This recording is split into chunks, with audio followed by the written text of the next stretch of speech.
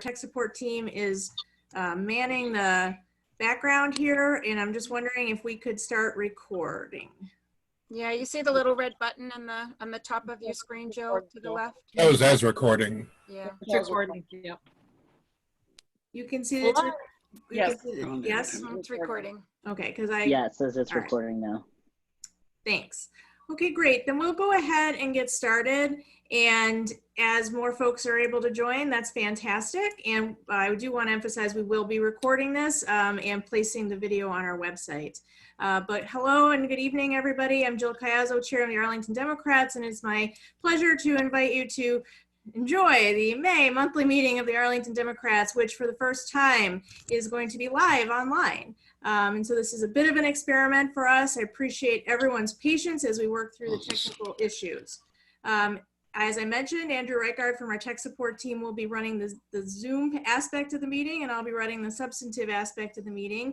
If you do have trouble, please email techsupport@arlingtondemocrats.org. I'd ask at this time if everyone could please mute themselves so that we can eliminate the amount of background noise that we have. I think that will sort of help to improve the experience for everybody. All right, thank you very much for that. Okay. Welcome to our current edition of Resisting While Social Distancing. We have been doing this for about a month and a half now, and I have been really inspired by the creative ways that this team has found to get engaged in the continuing fight against the extreme Trump GOP. So thank you very much for that. There have been a lot of high points in this past month, but I would be remiss if I did not start the meeting by noting an extreme low point that we experienced this past month, and that is the passing of our beloved county board member, Eric Gutschall. He is just a tremendous advocate for our community and a true servant leader who always put Arlington first. Our thoughts are with his family, and I would like to take just a moment of time here today in silence to have our own reflections upon Eric and what he meant to our community and how we can embody his kind, generous, and thoughtful spirit going forward. So again, let us just take a moment of silence, and if you're not already on mute, please do so.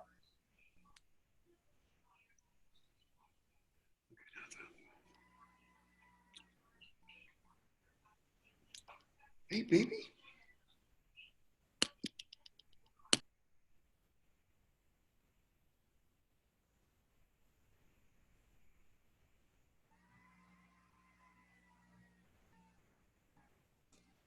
Thank you, everyone, for that. I do want to note that the Arlington Democrats created a webpage where you can leave your remembrances and kind words about Eric. It is arlingtondemocrats.org/honoring Eric. I would encourage you to do that as a way to sort of commune with our community. And I also am hopeful that his family is checking back at that website to see all of the great memories that we have of Eric and how grateful we are for his service to our community. As I mentioned, Eric was a true servant leader, and I truly believe that Eric's legacy lives on in our incredible volunteers. And so as part of our welcome tonight, I would like to acknowledge the volunteer award winners from our 2020 Blue Victory Dinner. As you probably know, our Blue Victory Dinner, we were not able to have it in person. It was scheduled for early April. We instead converted it to a virtual format, which was fantastic. And I'm grateful both to our finance team and to all of the supporters out there who stuck with us for that. But I also recognize that not everybody necessarily had an opportunity to see the Blue Victory Dinner virtual. So I want to give an extra shout out to these volunteer award winners who were recognized at the Blue Victory Dinner. So first up, we have our campaigner of the year, Rose Fabia, who is very active on our Beyond Arlington team and really led the charge with respect to the Dan Helmer campaign and so many others last year. She was tireless. She literally wore out a pair of sneakers in her efforts to help to flip the Virginia General Assembly blue. And so Rose, we are delighted to give you the Campaigner of the Year award, which you richly deserve. Our precinct captain of the year is none other than Marjorie Hobart from Taylor Precinct, which is an interesting precinct because it comprises solely the Jefferson retirement community, both towers. And Marjorie has her work cut out for her, making sure that she gets out the vote there to make sure all of our seniors know about elections, know about our candidates. And she gets a special call out because she recognized that we had a problem in Jefferson Precinct with respect to how the 40-foot rule was being interpreted at that polling location. And it was preventing the residents of the Jefferson from receiving our sample ballot and candidate information. And so what she did was she went and advocated before the electoral board to get a change in the interpretation of the 40-foot rule for precincts like Jefferson, and she succeeded.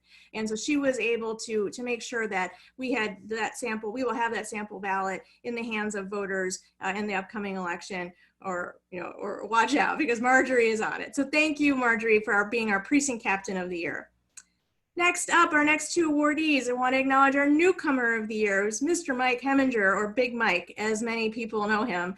He has been a true breakout leader for the Arlington Young Democrats, but has also supported the main party and is currently our outreach chair, doing terrific work there. You may know him from our Blue Community Corps, which is what he led at the most of last year, which is our community service arm, which is the arm of the party that goes out there and makes sure that we are helping folks in need. And that is more important than ever these days. And we're going to be hearing a little bit from him about some causes that he thinks that we should be supporting as Democrats, that we are living our values. So for all of those reasons, all of those efforts, thank you, Mike, for being our newcomer of the year.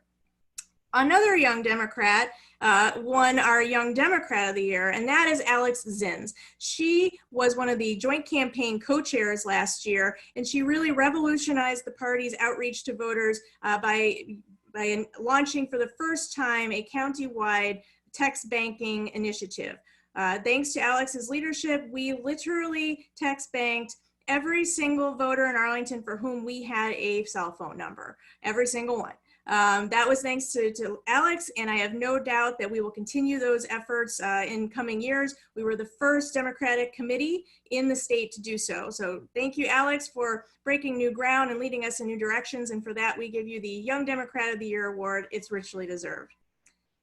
Next two awards, our G. Marshall Crawford Award for a tremendous woman advocate, we give to Meredith Sumter this year. Meredith is the chair of our Business and Labor Caucus and also the former chair of our Blue Victory Dinner.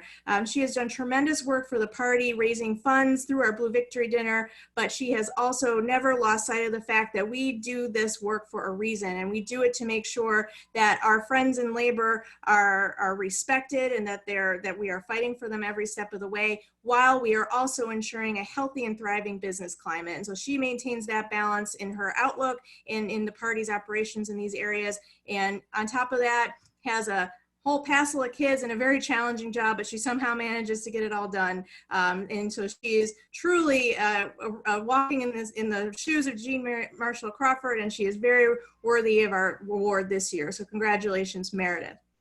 Our Outstanding Democrat of the Year, this is our Mary Marshall Democrat of the Year, our sort of Lifetime Achievement Award, goes to somebody who's far too young to get a Lifetime Achievement Award, but has done so much that it is entirely deserved. This year's Mary Marshall Democrat of the Year is Kim Phillip.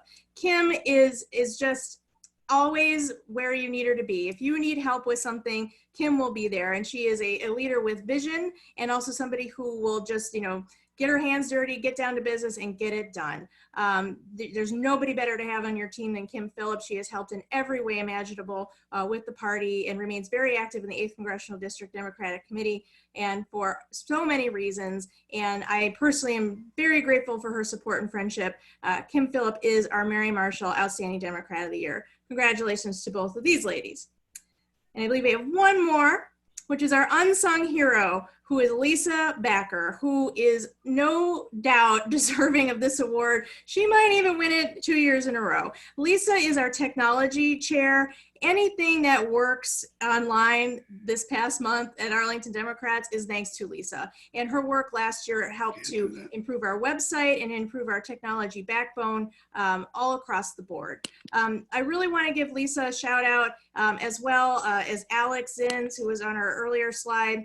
They, along with the school board caucus team, have absolutely done heroic things these past 2 months in order to transform our school board caucus to a vote by mail system. They were also essential in dealing with the absolute crisis that we have faced with respect to the nomination process for the special election. We could not have done these things without these two ladies, Jackie Wilson, and the entire school board caucus team. And in particular, I just would like to relay a story about something that happened recently with respect to the school board, because I do think it's insightful of just what this team has accomplished. I was contacted by a voter, someone who I have met at a number of different Arlington Democrats events, who said to me, Jill, you know me, I've been to these events. I'm an Arlington Democrat, I'm an Arlington registered voter, but the thing is, times are tough.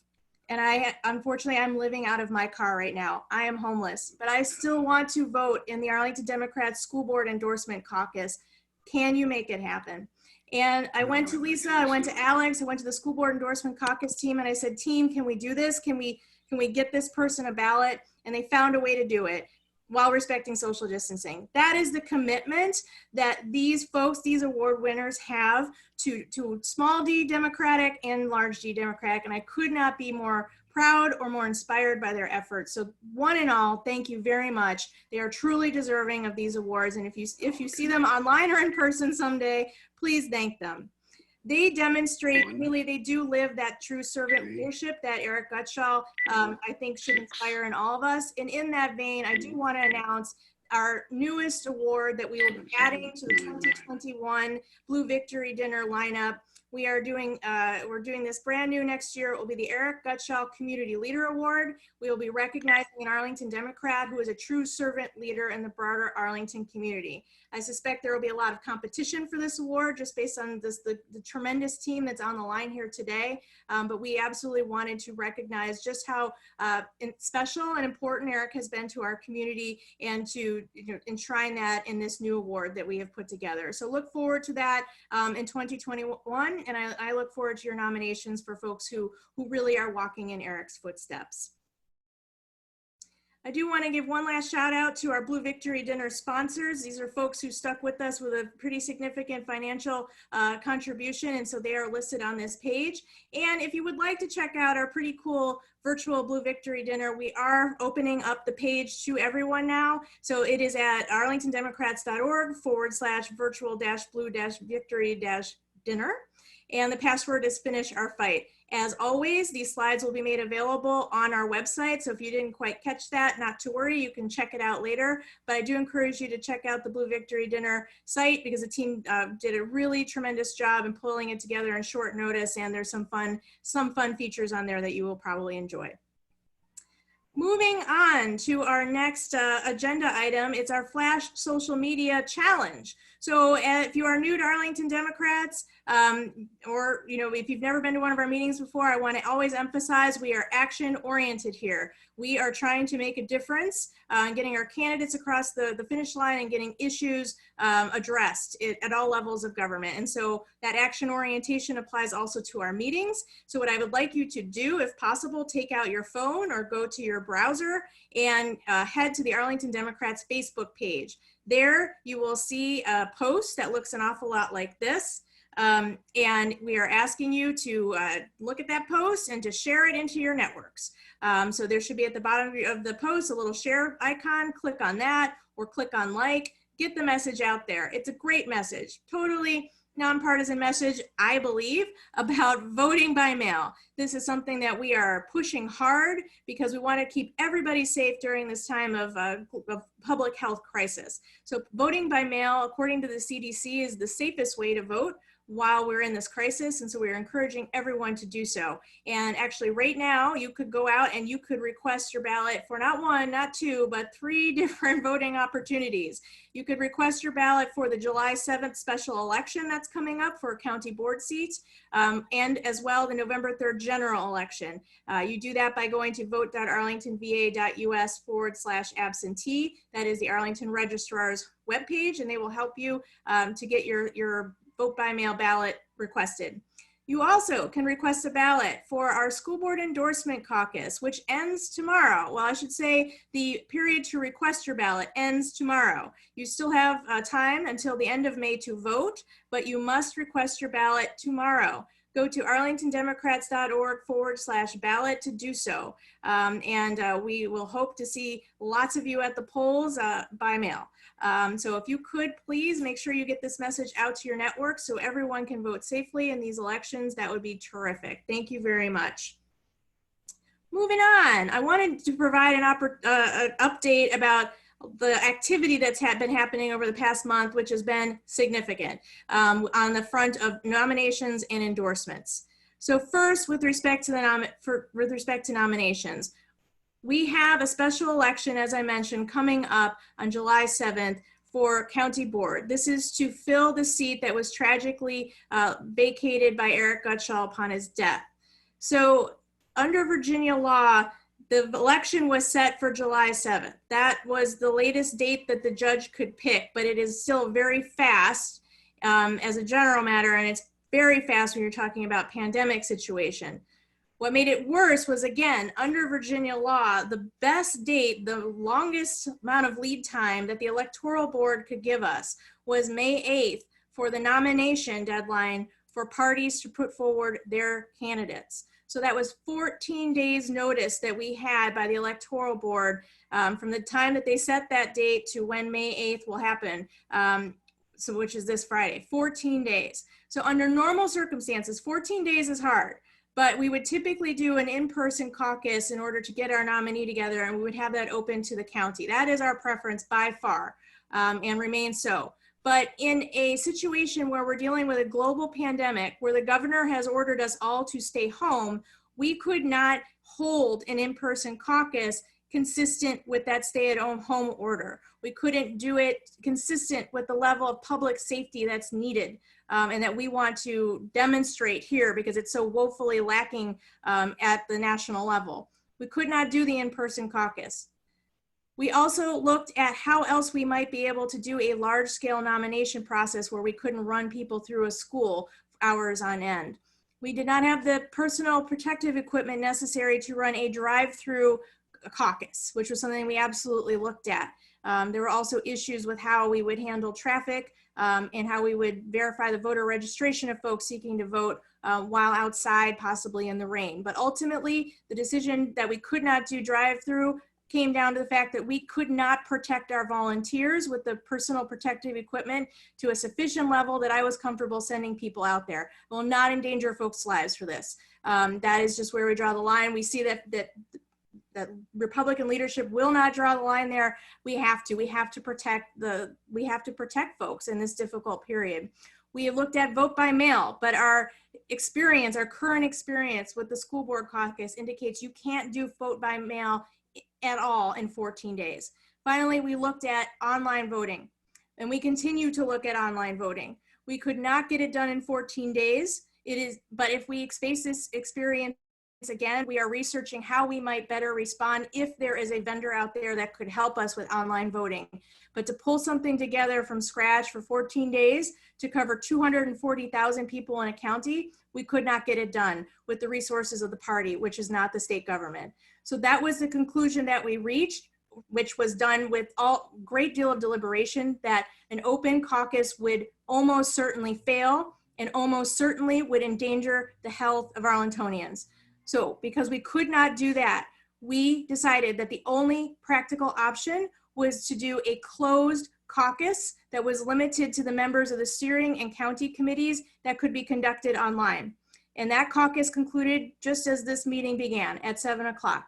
For those of you who participated in that, some of you had a very smooth experience, some of you did not, which I think further demonstrated how challenging it was in order to put together an online vote in that short a period of time, even for the number of people that we had for the closed caucus.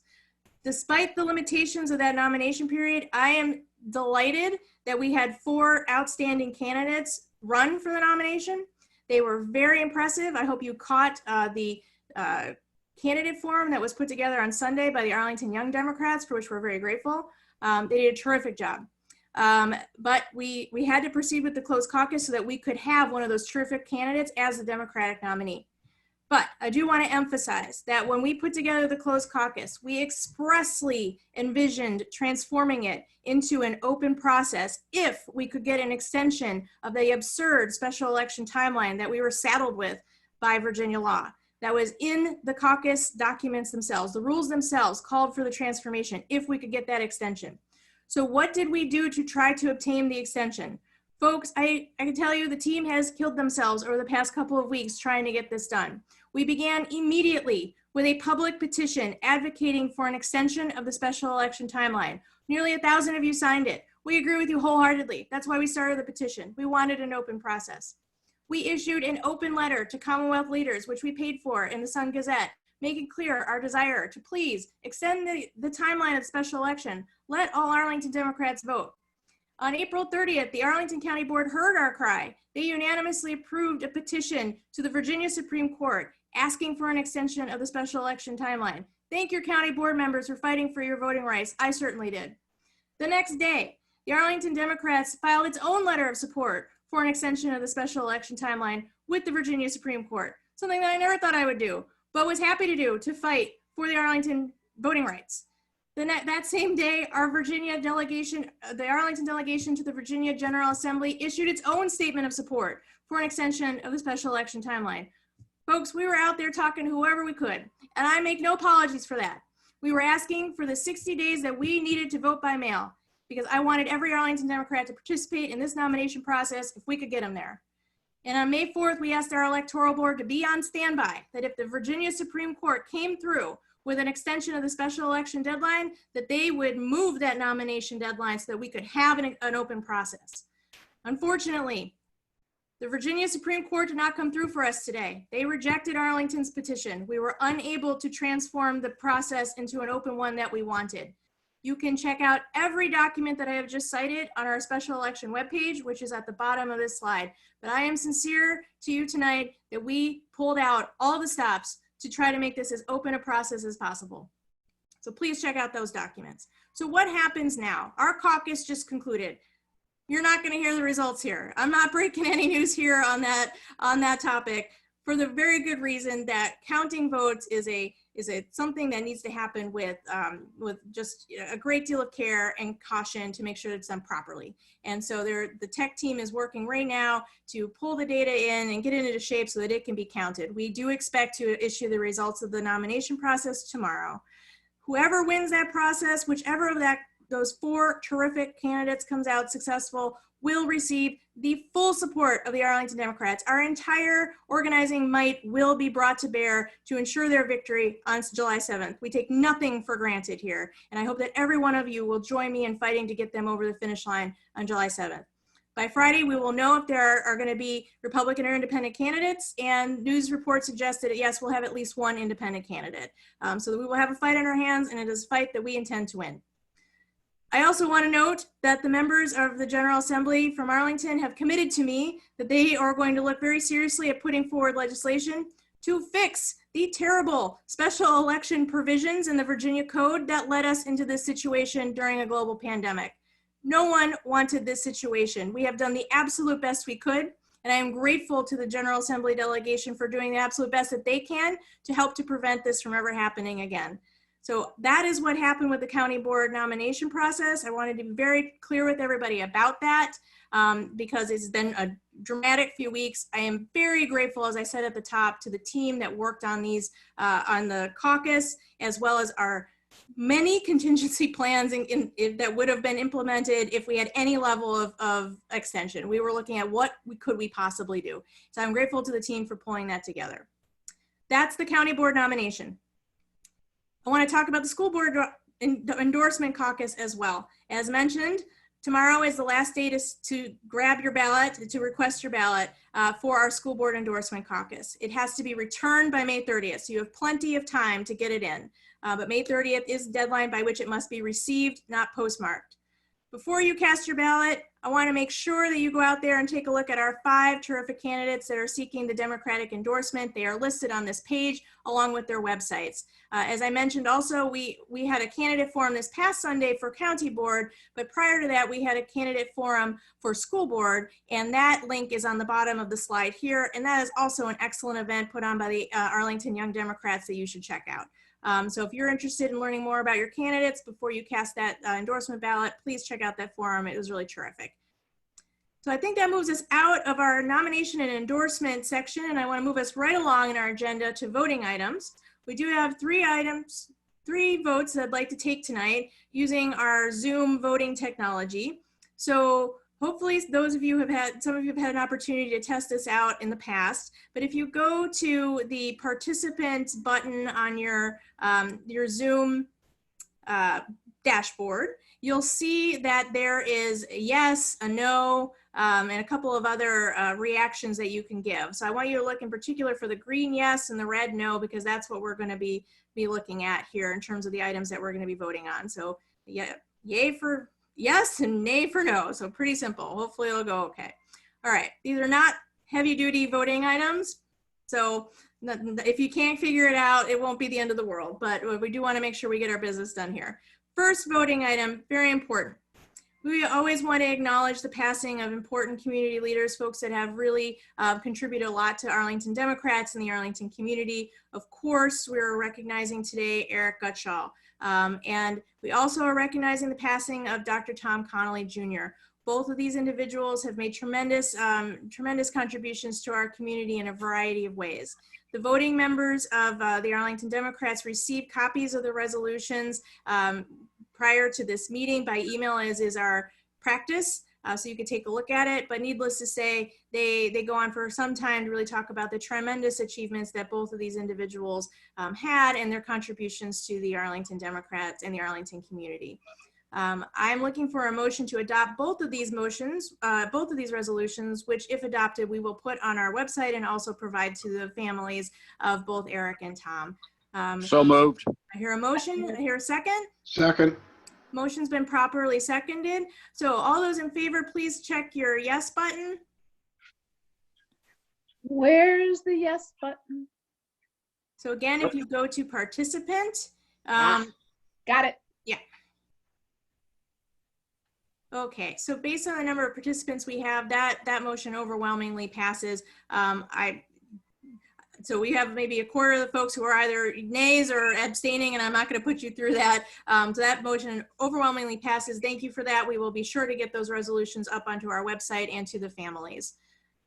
Next up is bylaws. So if you remember back in March, which is about 20 years ago at this point, it feels like, we looked for the first time at the bylaws revision that was put forward by the steering committee. As a reminder, the Democratic Party of Virginia requires county and city committees like ourselves to re-adopt bylaws every 2 years. So we are re-adopting our most recent version of our bylaws with some very minor changes, mostly cleanup. Those changes were outlined in a document that was provided in advance of this call to our voting members. The changes are a change in how we determine which precincts get 3 versus 2 precinct captains to make it a little less jarring for the precincts that are losing a 3rd captain that they've had for a while. We are clarifying how we replace senior elected officers who do not complete their full term. We're also adding formally adding a few new positions in a few areas of the organization where we think we need some additional firepower. In addition, we're making some conforming changes and correcting some very minor typos and things like that. I do want to note, for those of you who received the overview of the bylaws changes in advance, that our very eagle-eyed member emeritus, Herschel Cantor, caught a wording glitch in one section. It's section 3D4, which concerns the filling of vacancies for elected officers. The sentence in question should read, in order for maximum clarity, the deputy chair shall become chair if there is a vacancy for chair occurring between organizational meetings. I'm going to choose not to be concerned that Herschel is zeroing in on this particular sentence, which deals with how you replace the chair. But I do agree with him that this particular sentence is more clear if worded that way. So I am asking for unanimous consent that change be made, and that the bylaws in general be adopted as described in the document that was provided to voting members in advance of this meeting. So that is the motion on the table. Well, that's the motion I'm looking for. So moved. Any seconds? Second. Okay, so I'm looking for a vote. Yeses, green button. Guys are killing it. I'm really impressed.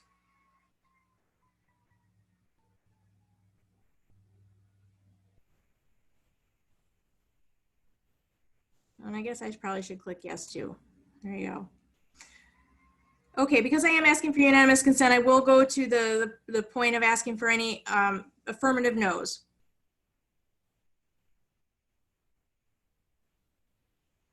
Okay, so I'm not seeing any, so that motion passes. Thank you very much. We have adopted our bylaws for this particular period. Last voting item concerns some appointments. These are appointments that were made by steering in the interim between our county committee meetings, but we are looking for the county committee to approve these appointments now. It is a long list of names, but we are looking for, some folks are moving around within the organization. They held different positions. Some of them are new, but this is the list. Again, the list was provided in advance to our voting members. I'm looking for a motion to appoint all of these folks to the committee. So moved. Second? Second. All those in favor, please click yes. Green yes.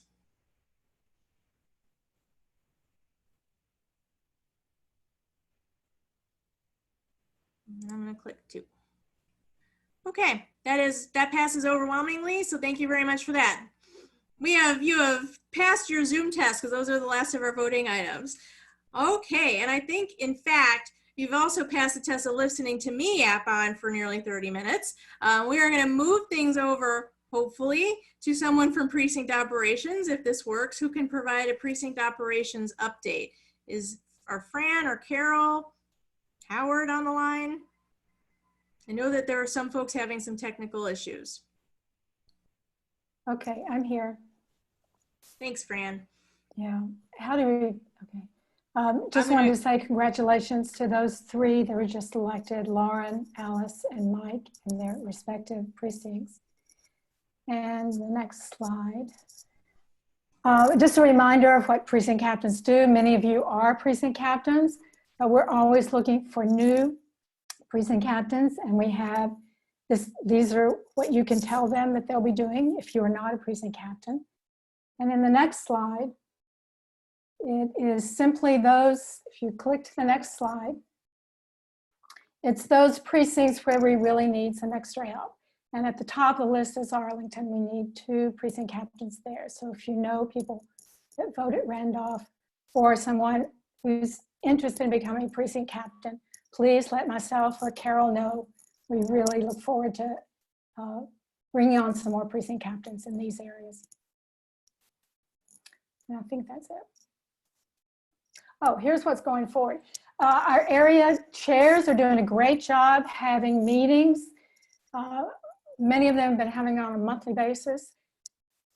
We are going to be meeting again next week, planning what to do for our July 7th special election. Been pushing absentee by mail, continue to do that because it looks like we'll be needing to do it in November. And as I just mentioned, we are still recruiting heavily for precinct captains and building ambassadors in any of our multi-unit buildings. So if you run into volunteers, please send them our way.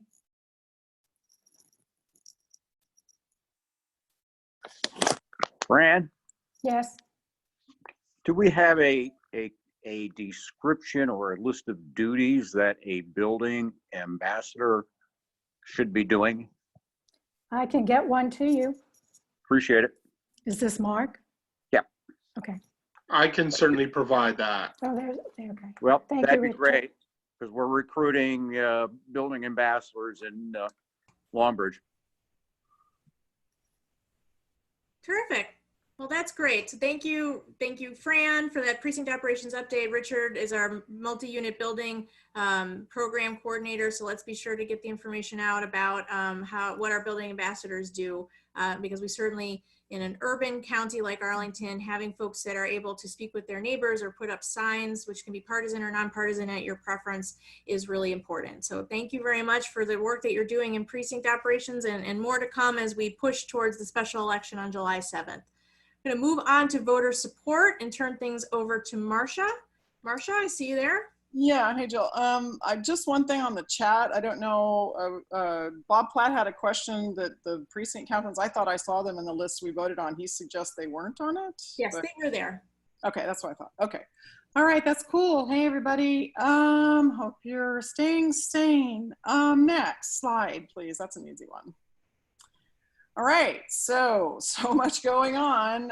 Confusion reigns among many people, less among kind of us, I guess, but even so. So the number one change, and this is good for when you have people asking you, there is no Democratic primary on June 23rd. So as far as I understand it from Chanda himself, he has dropped out.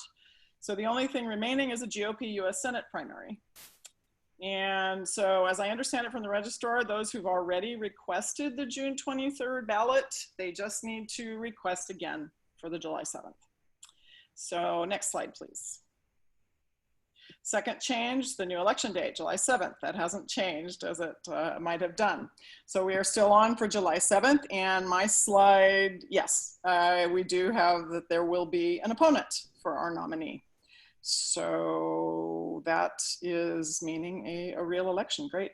And so next slide, please. And these are the deadlines. I know this is a lot of text, guys. I tried to give it some air. So registration deadline, May 26th. Different things for in-person versus online. Online is midnight, as usual. Just has to be postmarked May 26th. This is for registering to vote in the July 7th. And we'll be putting a lot of this stuff out on social media, I believe. Phoebe and I've talked about that. And we'll get to that in a second, too. So deadline to request a mail ballot is June 30th. End of business, 5 p.m. That's for anything, online, email, mail, and in person. So 5 p.m. June 30th, that's the end of next month. So deadline to return a mail ballot, 7 p.m. on the election day itself to Bozeman Government Center in Courthouse, at Courthouse. There will be early in-person voting. And May 22nd to July 4th. We are going to be trying to organize, possibly, we will try to be organizing some poll greeting. It's going to depend a lot on whether public health guidelines will permit and whether we think that is going to be useful. And anyway, it's still under discussion. The no excuse absentee will not take effect for this. It won't be until November. So that's that. That will take effect in November though. So it's good news. Among the many changes. So next slide, please. So that, just like I said, the voting world has changed in Virginia thanks to our wonderful Democratic legislature. And can we have, I wish we could hear a cheer right now, but anyway, so HB1 among others, Phoebe gave me a woohoo, that's great.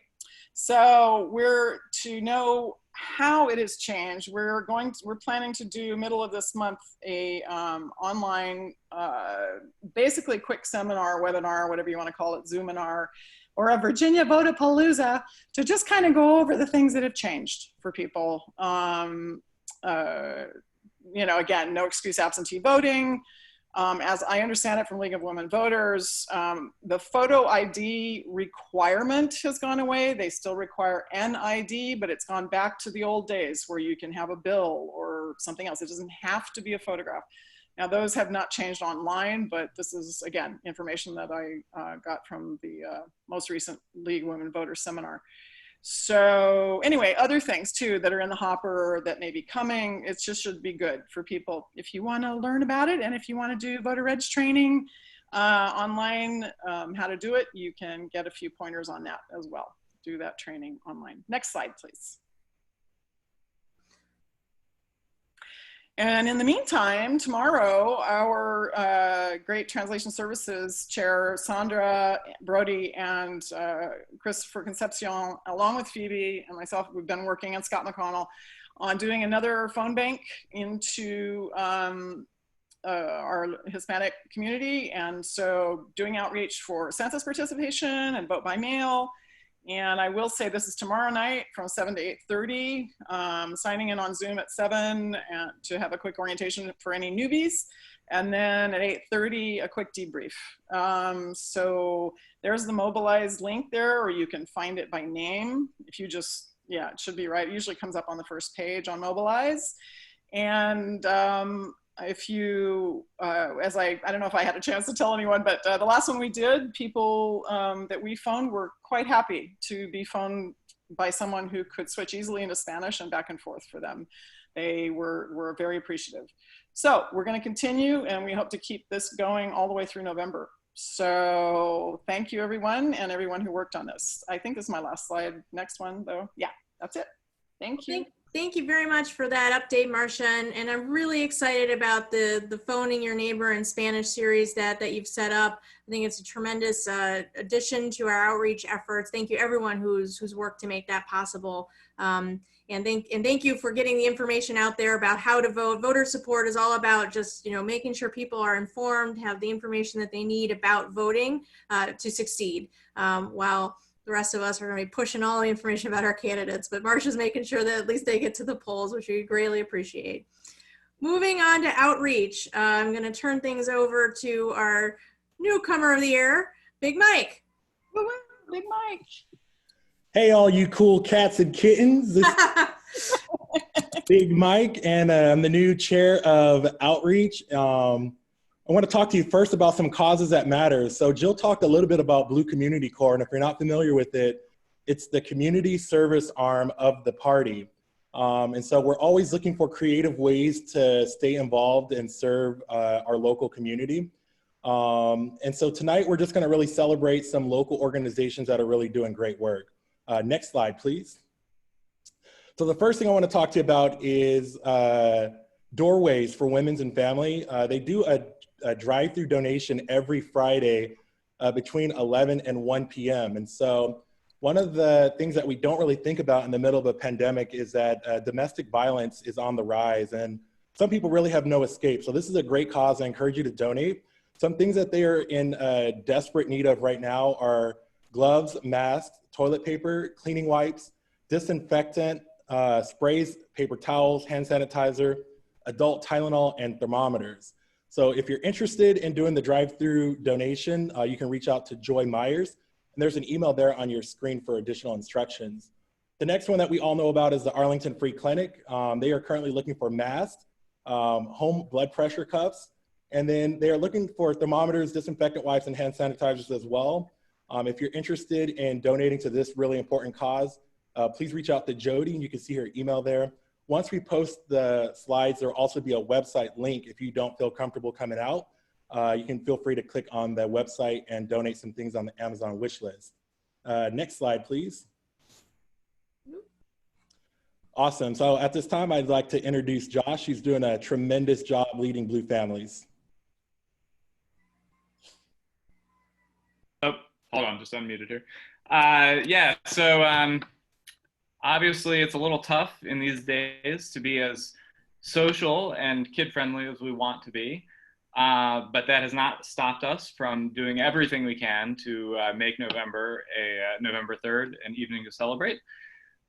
We had already started an effort to write 40,000 letters to North Carolina voters through Vote Forward, which is a swing left affiliated platform that just writes letters to low turnout but high propensity to vote blue voters. We are surging near 15,000 letters already. There has been a serious uptick in people writing letters because that is one of the few things that we can do at this point. And so we may have to revise upward our 40,000 letter goal, but please fill out the link below has the portal for requesting letters. If you request it, we have Now we have 3 locations that you can pick them up, either in North Arlington near Lee Harrison, my front porch, Kim Phillips' front porch in near Shirlington, and then Nancy Pilchin has just volunteered to be our Orange Line Metro accessible distributor, a block from the 2 blocks from the Clarendon Metro. And through the same sort of channels, you can also request postcards to write to Georgia residents who've been purged from the voter rolls.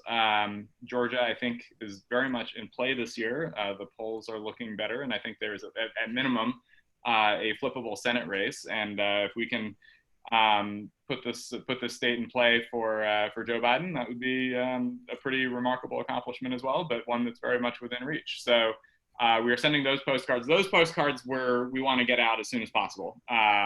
Just get in the hands of these prospective voters so that they can re-register, and we can stop voter suppression. The North Carolina letters, we are stockpiling those, and we're going to mail them out in October. So we have a couple months to reach that goal. We are trying to be a little bit social by having virtual letter and postcard writing parties on Fridays. So please sign up. There's a Mobilize link on our Facebook page, and then an email that just went out today. So sign up, and we'll send you the Zoom link. We're trying to keep it secure, but it's the ones that we've had have been fun. Just kind of, it actually weirdly works to sit around and write postcards and chat with your fellow Dems, and yeah, there are worse ways to spend a Friday evening these days. So back to you, Mike. Awesome. Thanks again, Josh. You're doing an incredible job with Blue Families, and I really appreciate the work that you've done to transform the postcard parties in light of COVID. At this time, I want to introduce Declan Stone, who's leading our caucuses. Declan? Hey guys, how's it going? I'm the vice chair of caucuses. My name's Declan, just as Mike said. We have lots of caucuses going right now. I'd like to introduce our newest caucus that we have going. It's our Asian American and Pacific Islander caucus. It's been just getting up and going for a little bit, but now it's officially up and running. And we'll talk more about that in just a second. Our Black caucus is dormant during the pandemic. We have our Business and Labor Caucus, Interfaith Caucus, Latino Caucus, Military Veterans Caucus. And if there's a caucus that you think you'd like to start or you're interested in starting, please reach out to myself or Mike. We'd love to talk to you and see if there's anything that you'd like to get started. So please let us know. Our Asian American and Pacific Islander Caucus, their mission is of the Arlington Democrats AAPI Caucus is to represent the local AAPI community, support both nonpartisan civic engagement and democratic goals within the local and state AAPI community. Objectives of the Arlington Democrats are to increase awareness, offer informed discussion, the API community, and advocate to elected officials on behalf of the community. Let's see. And they hold their virtual meetings, typically unless something comes up, on the 3rd Sunday of every month. Their next one is coming up May 17th from 2 to 4 p.m. Jill will be posting the slides later, so you can click on the names that are hyperlinked. You can contact Sangeeta Rao for any questions, or to be added to the listserv. Sorry if I'm going too fast, Jill. Next slide. No problem. Business and Labor Caucus. On the 28th of April, they had their Community Energy Virtual Plan Forum that was moderated by the former County Board Chair, Jay Fissette. They had panel experts from the business, industry, environment, academia, and Arlington Environment Plan. You can go to the posted link and watch what they had recorded. If you have any questions or ideas or want to be added to their listserv, you can also message Meredith Sumter. Next slide, I think there's another one. Or did I skip one? Oh no, that is the next one, sorry. You can also join their regular meetings. It's on Thursdays, typically every Thursday unless they cancel. You can, when you join their listserv, you'll get updates. They have one tomorrow at 6 p.m.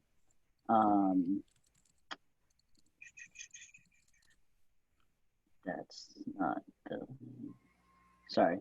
Oh yes, on the 30th of April, they had the caucus had a chance to speak with county board candidates, a chance to inform on workers' issues and ask questions. Again, speak with Meredith Sumter for any questions or concerns. Next slide. The Latino Caucus. They are looking for more people to join them and get pumped about doing phone banking for census calls and vote by mail process. And you can do it from your own phone, your own phone, your own home. So you can wear pajamas if you want. You can contact Christopher Concepcion for any questions, concerns, ideas, and be added to their listserv. Next slide. The Interfaith Caucus. They have a Facebook group page, and they have a 2020 virtual forum coming up on May 11th, which I believe is next Monday. Please send any questions in advance to Fatima Arjun. I think I'm saying that right. There's her email.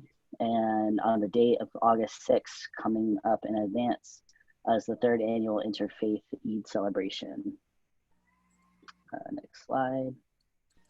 The Military Veterans Caucus, or MilVets Caucus as it's known as also, they're having their next virtual meeting on Saturday, 30th of May at 10 a.m. If you contact John Meyer or Eric Medina, they'll send you the information on how to get on their Zoom meeting.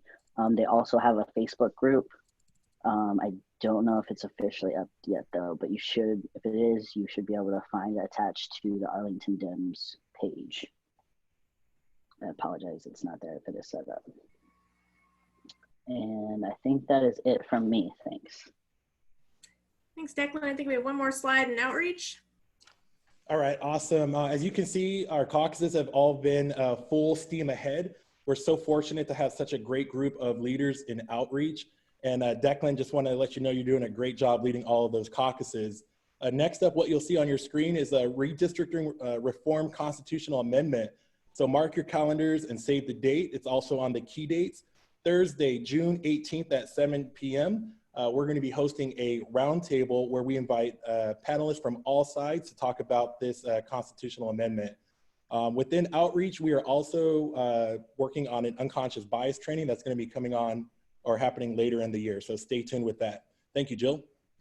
Thanks, Mike, and thanks to the full outreach team. That is a really robust update, and I'm really excited to see the caucuses come to life under yours and Declan's leadership. It's really impressive to see all these caucuses pop up. As mentioned, these slides will be posted. In addition, all of our events should be, if they're not already, they will be posted to the Arlington Democrats Facebook event page, as well as our online calendar, which is at arlingtondemocrats.org/calendar. And I'll just take this opportunity to remind all of our event organizers to please, please, please make sure that all of your tremendous events and meetings are being posted in those areas so that we can make sure that everyone can participate, because you're doing terrific work, and I want to make sure that we're able to share the love. So thank you very much for that.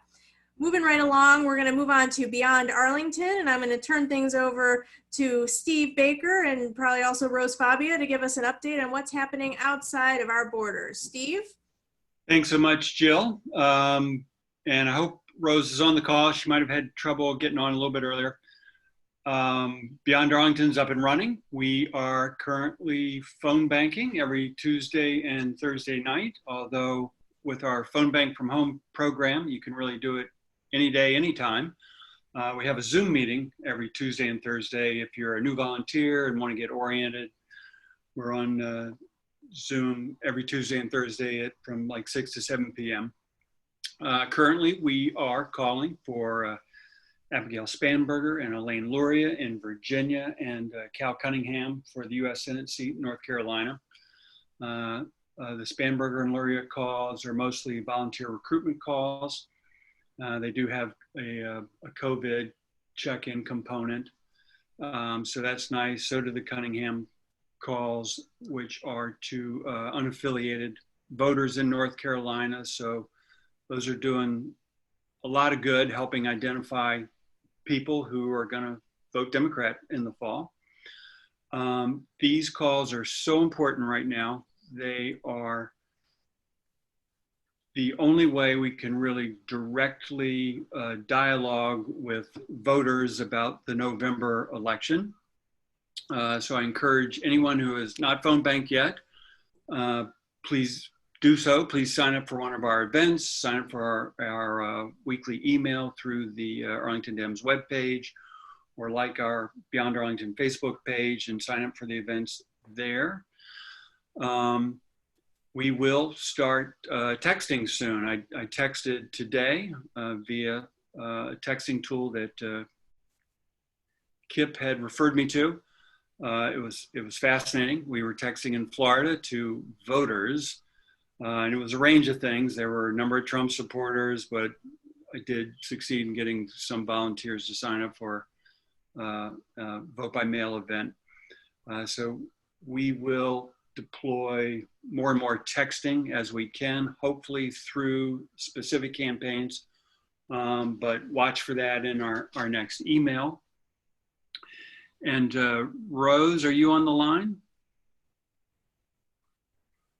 And if we don't have Rose on the line, I know she was working on getting Cal Cunningham to jump on one of our Zoom meetings. So we should have hopefully we'll have some exciting candidate interactions as we move into the summer. So thanks everybody for all that you do, all the great work you're doing in Arlington.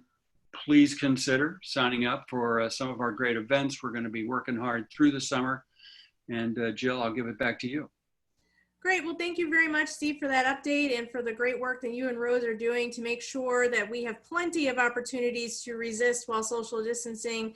These phone calls are terrific. It's usually a pleasure to do volunteer recruitment phone calls for someone as great as Abigail Spanberger and Elaine Luria. There really is tremendous response to them. So folks, if you haven't done it already, please join Steve and Rose and help us to win some of these Beyond Arlington seats that are so critical to maintaining control of the House of Representatives and to flipping the Senate. And I'm telling you, we can do it. We've just got to do the hard work now. And thank you, Steve and Rose, for leading the way on that. Jill, can I add one more thing? Please. Pardon.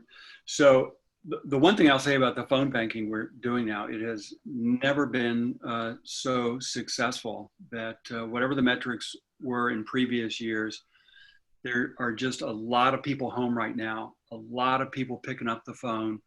And if you lead off with a COVID question, you get an awful lot of people that will engage you in a conversation. So it is a very interesting time to be doing these calls. Thank you so much. There you go. Nothing like a captive audience. So thanks for that, Steve. Okay, we're going to move right along to our Arlington Young Democrats report. And my understanding is that Mike's coming back for round 2 to let us know what's happening in AYD. So Mike? All right, awesome. Thanks, Jill. And yep, I'm back for round 2. So next slide, please.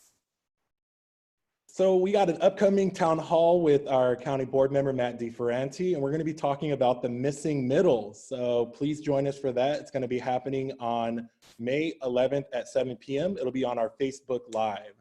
And we've been having an assortment of different town halls, actually. If you want to catch any of the most recent ones, again, please just visit our Facebook page.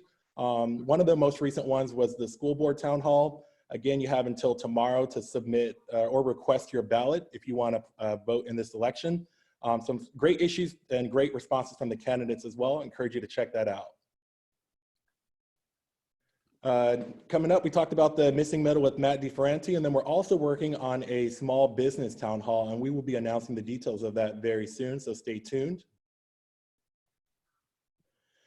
Just an update on our community fund. We had set out a goal to raise $1,000 and we were able to raise that. We had a board meeting on Monday with the AYD board and we voted to actually match those funds. So we turned the $1,000 into $2,000, and I just want to thank everyone that contributed to that fund. They went to 4 amazing causes that you can see on your screen there.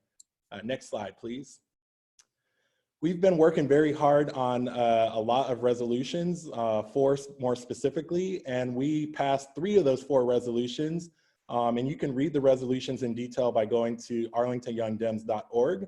On the next slide, what you'll see is the 3 resolutions that passed, and then there was some concern around the independent redistricting. So again, we're going to be having a roundtable on that later next month. Stay tuned, more details following. This coming Sunday, we're actually going to be hosting the movie Becoming with Michelle Obama. Every Sunday we've been having Netflix party night, and so I encourage you all to, grab your popcorn and log into Netflix and join us. It's been a pretty fun experience, and you don't want to miss this one this Sunday. It's going to be pretty incredible. As always, you can grab any of our swag by going to our website. We have hats and sweaters and shirts. So would love to see some more Arl Dems folks in the AYD gear. And then the last slide is just a way for you to stay in touch with us on social media, on Twitter and Instagram. And if you want to join our cause, please go to arlingtonyoungdems.org/join. Thank you, Jill. Thanks so much, Mike. And I just want to point out, I've definitely got my AYD swag on my phone at all times because I am so grateful to the AYDs for all of their help during the COVID crisis. They have been tremendous. Absolutely, I say it every month, the AYD is our most important partner in the county. You come through for us every single time, and I'm really grateful. In a county as young as Arlington, having active young leaders is critical, and you guys are just the gold standard. So thank you. We really appreciate it. Moving right along to upcoming events. We have a lot going on, but there are still a few things that I wanted to draw your attention to that weren't already mentioned. So first, just a reminder, we are not doing any in-person meetings during the month of May. For obvious reasons, we're still under the stay-at-home order, but that doesn't mean that we can't get out there and get active.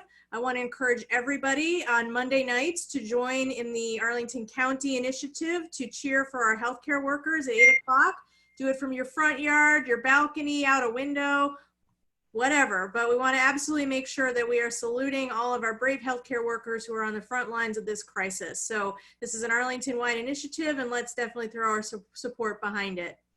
In addition, we want to make sure that we're still maintaining ties within our Democratic community, and some of this was discussed at the top of the meeting while we were still chit-chatting, but I really am grateful to Izzy Taveras, our membership chair, who's put together a series of virtual happy hours for every Thursday while we're social distancing. You can just come on to a Zoom meeting like this, maybe not quite as many people, but grab your drink of choice, alcoholic or non-alcoholic, and just chit-chat with some Democrats about whatever's on your mind.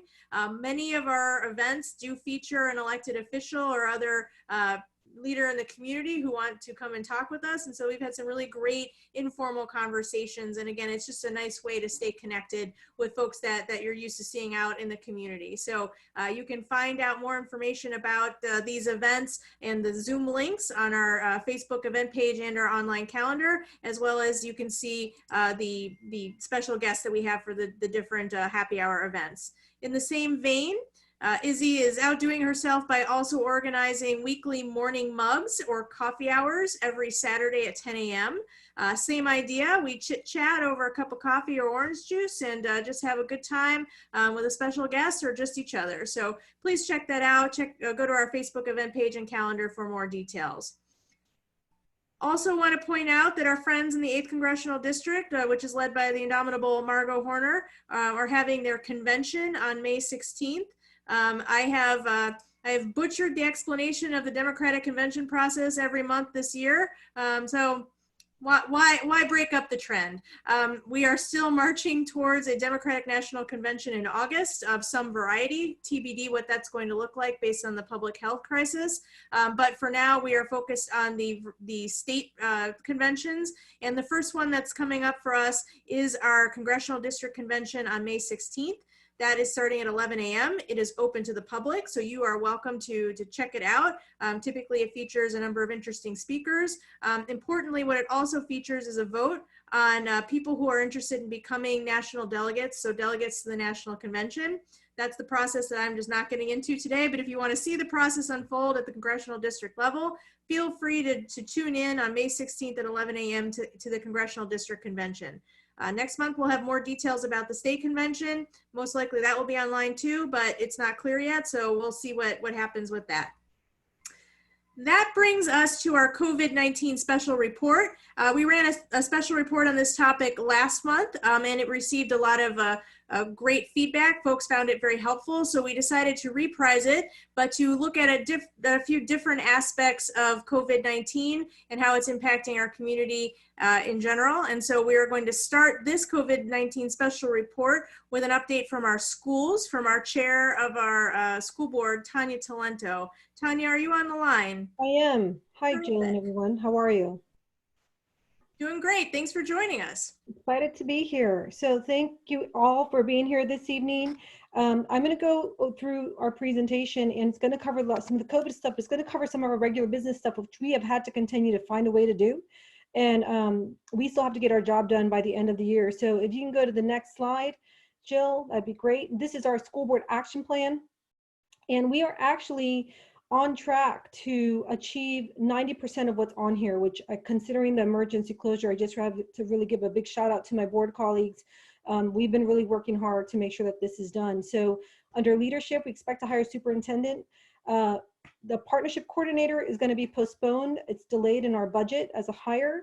And under operational planning, everything on there should be checked off by June 30th. So that's really exciting because we've been working hard to continue our work. You'll notice that there is community engagement on boundary processes. We did program moves earlier, but we haven't checked that off because we are looking for some community engagement on planning unit alignments, and that's going to be starting, I think, next week. So for many of you who are school parents and you're paying attention to preparing for the upcoming boundary process in the fall, it'd be good for you to take a look at that. And our policies are the one things that we weren't able to get through. So we've worked through them, but we're not going to get through all of those. That's really where we haven't been able to finish. So next slide.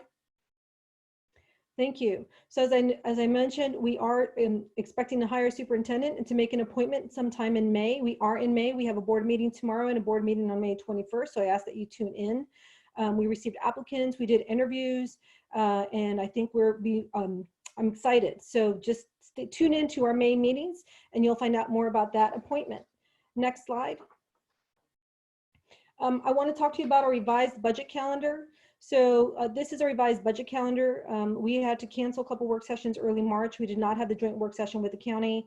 As you all know, the state of the economy for Arlington is not what it was, 60 days ago. So the superintendent had to work really hard with her staff to revise a budget. So they presented that to us on April 16th. We had our first work session on that particular budget on April 21st, followed by a public hearing on the superintendent's budget. We had a $55 million shortfall. It originally was $27 million. We were hoping to add some programs for English learners, for special education. We were growing. We were trying to grow everything with our current system. But with the downturn with the economy due to the pandemic, we actually had lost the money that was expected to come in. All the additions we scaled back on in the revised budget, and then we also made cuts. We made cuts to the system. We increased class size. The proposed budget is to increase class size by 1 for all levels. We had a furlough day in there. The school board in their proposed budget has decided to not do the furlough day, but we are using money from a contingency that had been put in there to support our budget if revenues came in lower than what are already being projected to come in. So we did find out just yesterday evening that the state revenue that we thought we were getting for for fiscal year 21 is not coming in as expected. So we've lost another $500,000 there, and that will be coming out of the contingency that we have in that proposed budget. So it's reducing that even more so. We are adopting that budget tomorrow, as you can see here. And for those of you who are following us, I ask that you tune in tomorrow and learn about our budget. I think the major cuts were really, we're not giving our staff any increase. There's no step, there's no COLA. Again, the class size increased by 1 at all levels. We are eliminating the FLES program at all of our elementary schools. That's a big deal. That is at Spanish program that we have at all of our elementary schools where kids get to learn Spanish for between 60 and 90 minutes about 3 times a week, I believe. So unfortunately, we have to eliminate that program across all of our schools. Interns, teachers, schools will get 1 flexible staff person approximately at every school that they can use to meet the needs of their school. Some schools could choose to have a Spanish program, but there are a lot of other needs. We're also cutting half of our staffing for exemplary projects. And so, you know, it's going to be a really tough year for our school system in that regard. And so please tune in tomorrow for our school board meeting. And then I'll just put in one final pitch to please pay attention because it's our tax dollars. We did have a budget work session yesterday, and we did go over our current budget. We are taking some revenue losses for the fiscal year 20. There are some savings, and we'll see what that really looks like and if we have to find a way to balance that closeout, but we'll know more in a few months. Next slide, please. We want to let you know that we're moving forward with our capital improvement plan. We don't know what that will look like though. We understand that the county may be modifying their CIP. We're looking to modify ours. The capital improvement plan is generally a 10-year planning process where we look at the next 10 years about what needs to be maintained, what needs to be built, what needs to be renovated, you know, things like fields, buildings, seats, new schools. And we work with the county to make sure that any debt we incur based on the selling of bonds, it stays within that 10% limit. But we're not really sure what we're going to be able to do this year. We were supposed to have bond sales this spring to support some of the work in our current CIP, but those bond sales have been postponed to the fall. So that means that we're going to have to be creative with the bond money that we have now, because we have projects that are in progress that are going to meeting the needs of our students. For instance, the Reed site elementary school is being built. The Ed Center is being renovated for high school seats. We have Dorothy Ham. For Dorothy Ham, all of the bond funding has been sold, so we have the funds to finish that out. But tomorrow at our board meeting, we will be getting a project update, a current CIP project update, and then you'll see here that on May 13th, we have a pre-CIP work session. It'll go over what they think they're going to be recommending, give us any updates that they've heard from the county, and then you'll see the remaining CIP. We're not really sure what that will play out, but we do have to make sure that we have strong plans in place to finish up some of the work in progress. So our staff is working closely with the county staff, and we'll be moving forward with this, but we don't know what that looks like, and we don't know what that will mean for a bond referendum on the November ballot. Next slide, please. So this is, as I mentioned in our first slide, we are working on policies. We are starting to push those through. These are 3 of our big policies, actually, and they're currently on our Engage page, being put out there for community review. So what we do is we have a policy subcommittee. It goes through the policy subcommittee. We have an internal policy review team made up of staff. They review it. Once we have a decent draft, it's put out to the community and get all of the community feedback. The policy review team looks at it, finalizes the draft, and brings it forward for information at a board meeting, which then again allows for another opportunity for community input before we adopt it, usually take action at another meeting. So these are big policies. You know, again, we'd love for you all to take a look. The options and transfers is a policy that had a serious revision in June 2017. So this is really just, you know, updating it and tweaking it and making sure it's aligning with the work that we're doing to support our options and transfers, option programs and students who ask for transfers in our system. The administrative placements is supportive of that policy. So if someone requests an administrative transfer, that policy is what dictates that. And our admissions policy is a very clear, pretty much taken from code about how we admit students into Arlington schools. So if you see on the bottom, you'll see that policy for revisions amendment page. That is where you can go and you'll be able to see what's under review. And it has a tentative date of adoption. So for all of you policy gurus, we'd love your feedback. Go check out that page for us. And they're posted for 30 days. I think these will be taken down in the next couple of weeks, and we'll be expected to act on them by June 30th. Next slide. Okay, so now we're at COVID update. So in addition to our regular work, you all know we're in emergency closure, and we are responsible for feeding students every day during a normal school day. We have students that come for breakfast and come for lunch. And so during the emergency closure, we immediately started grab and go meals. They started Monday, March 16th. We closed schools Friday, March 13th. We were doing 5 days a week. We were doing it at 3 sites. We've been in operation, I think it's 6 weeks now. And in those 6 weeks, we've gone from 3 sites to 5 sites. And now we are at 7 sites all over the county. We were doing 5 days a week right before spring break. We tried to do food for 1 week. That was not as successful as our other grab and go meals had been. So we are now, but there has been fear about families coming out every day, and also about our staff being out there every day as our staff is volunteering to distribute those meals. I volunteered at a few distribution sites. It's a really great process. It's safe for the students, it's safe for the families, it's safe for our staff. Again, we're not 7 sites, and this past Monday, we just moved it to 3 days a week. So on Monday, we distribute 2 meals. It's lunch for Monday, breakfast and lunch for Tuesday, and breakfast for Wednesday. Wednesday, you get lunch for Wednesday, breakfast and lunch for Thursday, and breakfast for Friday. And then for Friday, they get lunch for Friday and breakfast for Monday, and so forth. So as of our April 23rd school board meeting, we've served 89,951 meals. And that does not include the last 2 weeks, including this week. And I heard that our meals increased this week significantly. So we're really trying to see how we can expand our sites. We do have some parameters and restrictions that we work under, unfortunately, because this program is monitored by the USDA. It is a program that we work with the USDA, and they are the ones that have the restrictions on these programs. In the beginning, students had to be present. There was a lot of national lobbying, and we were able to actually get some legislation or waiver passed where they said, okay, just make sure that you can account for which students are being fed.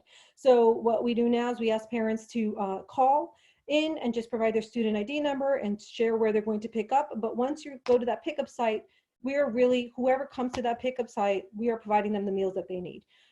We are looking to feed our students and feed our families, and we're trying to expand. There's been concern about families who are homebound. I know that the county and APS started a co-op program to try to make sure that we're able to, widen the reach.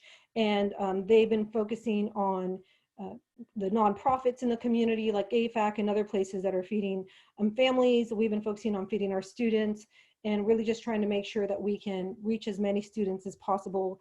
I also want to take the opportunity to give a huge shout out to our PTAs. Our PTAs at all of our schools, I've been in contact with their specific families. A lot of them have been doing food drives, supplementing our breakfast and lunch with meals, with groceries, for things that they can eat with for dinner. And the list of PTAs, the number of meals that they've been able to serve, it's really just amazing. Our community has been wonderful in providing grocery gift cards. Those have been distributed depending on which PT it is.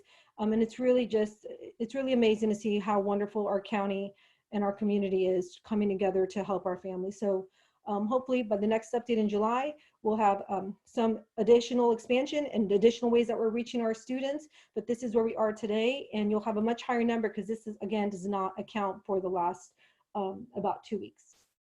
Next slide, please. So we also have our continuous learning plan. This is our distance plan. We did not have a plan in place for the month of March, so teachers were really doing what they could to reach their students. We heard wonderful stories about what our teachers were doing, and it's Teacher Appreciation Week, so I want to give a shout out to all of our teachers. The commitment they have for our students has really been phenomenal. I can't stress that enough. Right during spring break, our staff got together when we realized that we would be closed for the rest of the year. They developed a continuous learning plan, and we put that out the week after spring break. We got a lot of feedback, so it's been improving. I think one of the best things that we were able to improve upon was the At Home with APS videos, which are designed to bring teacher-led instruction to the home of APS students. New videos are released each week. They're really focused on our K-2 because K-2 students do not have one-to-one devices. They have, so they're getting packets. These packets only require a pencil to complete. They do not need any additional supplies. I know there's been concern about students having supplies to complete the packets, but the staff was very intentional about ensuring that the only requirement was a pencil. So these at-home videos supplement the packets, and other students are receiving learning through a variety of methods, mostly online, and I think they have a virtual meeting touch base once a week with their teachers. Next slide. So I want to talk a little bit about the internet access. We've gotten a lot of questions about this. As of April 23rd, again, a lot of this data will have improved in our next board meeting. So we get an update every board meeting. And for those of you who want interest, you can watch the beginning of our board meeting tomorrow. But over 90% of one-to-one devices have been online, and 95% in the past 2 weeks as of April 23rd, where we had tracked that students had gotten online and accessed their Canvas program. Over 24,500 APS students and staff have connected to our services each day. You can see some of the work that we've done to support the expansion of the use of Microsoft Teams. And the other thing I want to focus on is our student internet access. We do have students without internet access, and it's something that APS has been working on since we closed. So we are excited to be able to share that we are providing a MiFi device to students in grades 3 through 12 that do not have internet access at their homes. And we will have met all requests for MiFis by the end of this week. When I'm not distributing, volunteering in my distribution, I ask families and parents with Wi-Fi. I have gotten a few people who say we don't have internet access, and we troubleshoot each one. We've been able to meet the need of all requests, so that is very exciting. We did have to purchase more MiFis. And then we also wanted to share that for our pre-K through 2 special needs students, we have been able to provide devices and MiFis as needed, and we're currently working on providing devices to English learners on grade K through 2. Just because we are virtual learning does not mean that we do not have to comply by the legal requirements to serve our special needs students and our English learners. And Comcast has been offering free internet access for 2 months to families who qualify through Internet Essentials program, but we have heard that they're now waiting lists. So we've been working closely with the county, and I want to thank the county for all of their support and helping us to expand the free Wi-Fi accessibility in identified high need areas. They are working through that. We're really excited about the potential to provide some free Wi-Fi to the community where it's needed. So I want to just thank the county for their collaboration with us. That's our update on technology and internet access. Next slide, please. A lot of people have been asking about graduations. We are planning for virtual graduation ceremonies, and this has been very difficult for our seniors. It's very devastating that they are missing all of the milestones: prom, graduation, senior experience. And I wish I could tell you that we were doing an amazing job making up to them. I don't know how to make that up to them. I don't know how you replace a milestone for these for our seniors, but what we are doing is providing a virtual graduation ceremony. Each one is doing it a little different.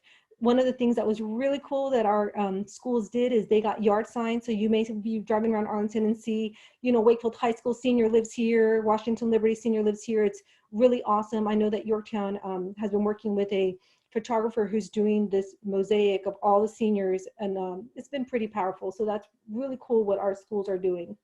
We are hoping that if schools open up this summer, we may be able to do something in person, but until we have those decisions from the governor, we won't know. So that's where we are with graduations. And then the next slide is just reminding you to stay connected with us. You can visit our Engage page. It'll tell you everything that we're still working on. If you sign up for the school board newsletter, they will keep you updated. And we are doing virtual open office hours. We've now had 2 Mondays of virtual open office hours. I think mine are this coming Monday at 11. We're using Sign Up Geniuses and virtual meetings and phone calls. So check out our website. Thank you for allowing me to provide you this great update. And thank you all for your support and supporting our schools and supporting all the work that our staff is doing to support our students. We know how hard it is out there for our parents to be working from home, managing their students and trying to make sure that they're able to keep a roof over the head and food on the table. So thank you, Jill, for allowing me this opportunity, and thanks for all the great information tonight also. Thank you, Tanya, for all of the work that you and your colleagues on the school board are doing to keep our schools running virtually during these very trying times. I know it's a real challenge with more ahead, and I really appreciate your hard work on so many fronts. I have seen some of those senior yard signs popping up around my neighborhood here in Glen Carlin. I love them. There's one street that I see, I mean, I see a senior yard sign, and I see a dump Trump yard sign too, and I love it all. And so I'll remind folks, if you are interested in getting a dump Trump yard sign, you can go to our website and grab one of those, in addition to all the terrific high school graduation yard signs that are popping up around town. Okay, the next part of our COVID-19 update, we are going to be taking a closer look at the impact of the pandemic on local workers. We are delighted to have with us here tonight Sarah Jacobson from the Unite Here Local 23 Union, who is going to give us that update. So Sarah, I'm going to turn things over to you. Hi, thanks so much everyone for allowing us to be part of your meeting tonight. I'm joined tonight with 3 other people by Bert Bayou, Ash Chalua-Beba, and Michelle Stasinski, who will be part of my presentation. Our union represents, I'm also a member of the executive board of the Northern Virginia Labor Council. On behalf of the Labor Council, I wanted to just offer thanks and a shout out to the chair, Jill. Sorry if I mispronounce your name, Jill. Kaizo, board members, Arlington board members, Katie Crystal, and Matt DeFerranti, who signed on a letter to Signature Theater Management in support of stagehands, who are in the middle of a union organizing effort. Shifting to my union, we represent about 7,000 food service, parking, hospitality workers in the DC metro area, including Northern Virginia, at National Airport, and at some of the other institutional federal buildings in Arlington County. As of today, about 98% of our members have been laid off. We made this slide a couple weeks ago when still a few more people were working. This, crisis is having a devastating, not just health impact and the risk that we all are facing, but economic impact on our members and on our union. I think usually I'm very proud that our union is able to contribute to Democratic Party chapters around the country, to contribute to good elected leaders who are going to support working people's needs, because the labor unions are self-sufficient. We rely just on our members' dues income in order to support ourselves. And so with all of our members out of work, we're suddenly in a very, different situation. Our members, however, are, immediately impacted right now. And many are stuck in the sort of broken unemployment systems and overwhelmed unemployment systems that we're not anticipating, this level of unemployment. There are people who were laid off from the airports the second week of March 13th, who are still yet to receive an unemployment check. And so for people who live paycheck to paycheck, that is, obviously, this has been an extremely desperate time. So thank you also to Arlington for other ways that you're raising resources to be able to support people in need during this time. Anyone who is working or has any additional resources, I know that our union members were using this for emergency food assistance to help people to keep feeding their families until their those federal checks arrive. We're going to talk today about sort of what are unions doing when everyone is unemployed, and so how do we continue to organize around the issues that are very important for working people when people are at home and out of work, and then what are we doing and getting ready to go back to work and to make sure that workers who live or work in Arlington and in this region are going back with as much safety and guarantees for safety for themselves and for the people that they'll be serving as possible. Next slide. I'm going to turn to Bert and ask Chalu. This is a photo of an apartment building, not in Arlington, but that many of you are familiar with. And I'll let Bert explain a little bit about what's been happening in Alexandria. All right, thank you, Sarah. Thank you, everyone, for hosting us today. So as Sarah said, as you know, most of you who live in Virginia know this apartment building called Southern Towers. It's one of the big apartment complexes on the side of 395. It is, and we've done some outreach work, whether it's union organizing or census education and awareness work or voter registration. We are the building is full of hospitality and service workers who, as Sarah said, who have been laid off early, and probably like a big percentage of the residents are also who drive Uber and Lyft. They do 2 or 3 jobs. Families, both father and mother, working 2 jobs to afford this rent, and now they are laid off from all their jobs. And so as this crisis came upon on everyone, this group of residents have been hit the hardest because their rent was due, and they had to they were basically harassed with constant communication from the apartment building with little help to pay rent on time. And this work residents have organized and pushed back on the apartment building and demanded to cancel rent. This is Southern Towers is run by Bell Partners, one of the big corporate apartment and property owners and apartment management company, which have like hundreds of millions of dollars, which can give some relief for residents, but are choosing not to. So what you see here on the picture is residents, they did 2 actions, on April 20, they did a car caravan action inside the building, with, over 80 cars, going around the building protesting, and demanding rent cancellation. And also on May 1st, there was another action where even bigger cars, bigger group of tenants with over 100 cars that showed up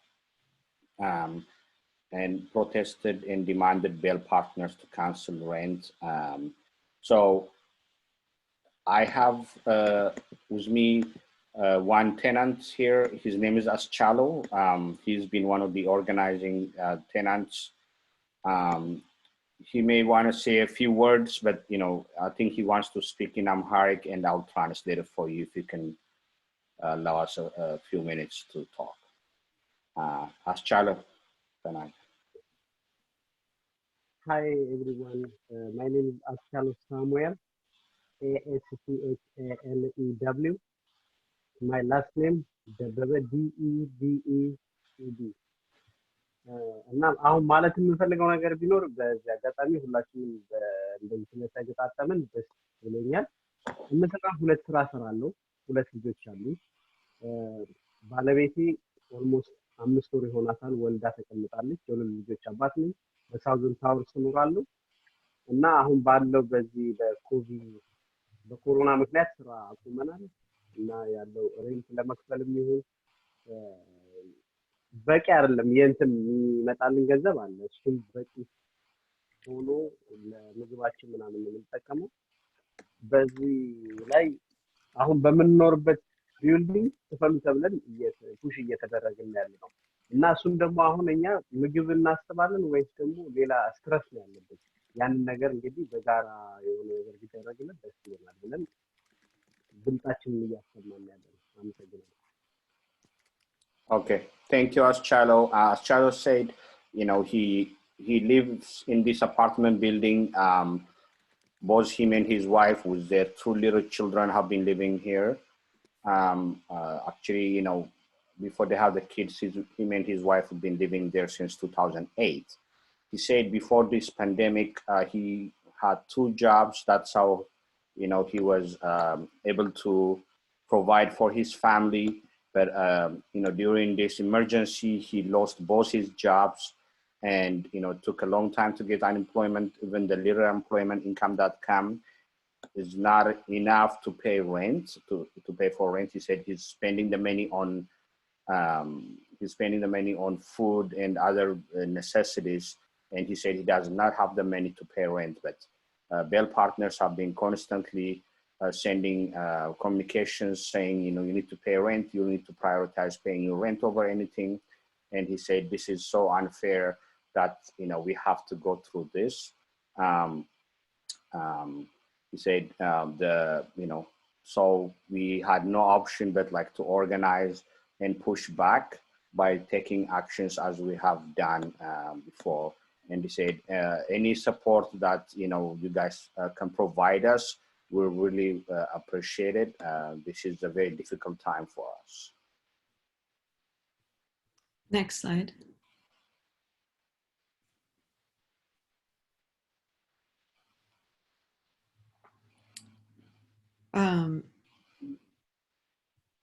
About a month ago, so in April, the city of Alexandria responded to the needs of, or the crisis that tenants are facing, so private and commercial tenants, by passing a resolution. It's has no teeth. It's only a resolution, but calling on state and federal officials to create a solution for tenants in the same situation as Aschalu.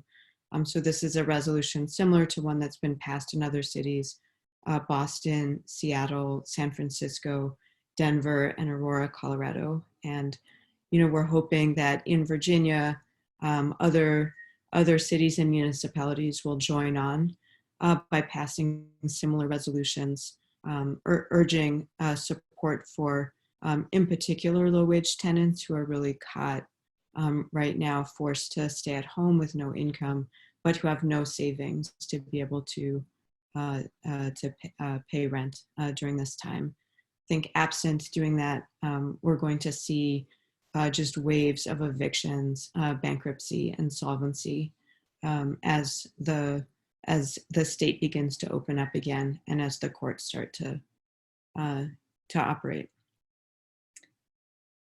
So I want to turn, the final part of our presentation is about safety going back to work. We've, you know, obviously in the entire labor movement been, you know, watching very carefully what's happening to people who are working during this pandemic, and are, you know, outraged to see the kinds of high infection loads in meat packing plants, the kinds of risks that workers have been exposed to without adequate PPE or social distancing. And I think in our, you know, in our own, in Arlington, you know, as the airport starts to open up again, you know, this is a place where there's both a lot of risk for workers and for passengers, but also a real opportunity for us to put in place some protections that put workers and passengers in the center. And so I want to introduce Michelle Stasinski, who's been working, lives in Arlington, but has been working in a Starbucks at Dulles Airport. Hi, I'm Michelle, and I've been working at Dulles Airport. As Sarah said, I work inside the Starbucks, and I work for a company called HMS Host. I've been there for a year, and we were organizing a union for several months now, but with this pandemic, it kind of put a halt to everything, which has really been hard. During March, the beginning of March was when the airport definitely saw like a hit in number of like passengers coming in. And that's when it started becoming really serious and scary for my coworkers. because we weren't getting any like guidance or support from our company on how to stay safe. I mean, I work in the international terminal. So like we had passengers coming in from all over China, Germany, many places. And we never were supported really from, or got support from our managers. A bunch of my coworkers by like mid-March were asking if we could wear masks, and we weren't even allowed to. And then by March 16th, I was cut and then officially laid off by the end of March. But for about 2 weeks, I was kind of in limbo, and no one told me what was going to happen to the store, if I was laid off. After my last day of working there, it became clear to me we weren't reopening, so I applied for unemployment, and I was lucky enough to apply early on to now have unemployment, so I can still pay my bills.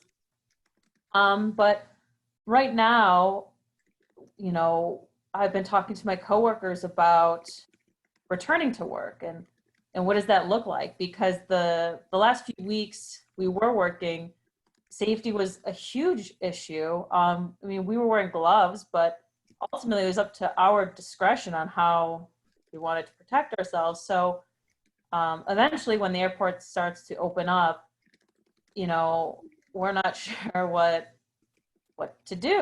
I mean, because we don't trust our company to handle safety and take it seriously. And also really important is that our health insurance, which is our employer health insurance, is extremely expensive. And the only way we can continue to have health insurance is if we keep paying into it. And for many of my coworkers, that's hundreds of dollars every month. Some of them have unemployment, some of them don't. Many of them have dropped their health insurance. So, you know, when we come back, we need guaranteed health insurance. We need to know that, you know, our safety is top priority, and having health insurance, I think, is the most important way of showing that. We also need safety guarantees. And so that's what me and my coworkers have been talking about. Like, what does it look like to be safe while working at a Starbucks instead of an airport? So we've been getting into all the specifics of what that looks like. And then last, we absolutely need rent assistance. Many of my coworkers, again, like, they've applied for unemployment, but many of them are still waiting to get their first check. Some of them were denied. They've reapplied. It's not some guaranteed pay that everyone has right now. People are still struggling enormously. So we need rent assistance when we come back. Those are some of the most important things that we're fighting for, and that I'm fighting for too.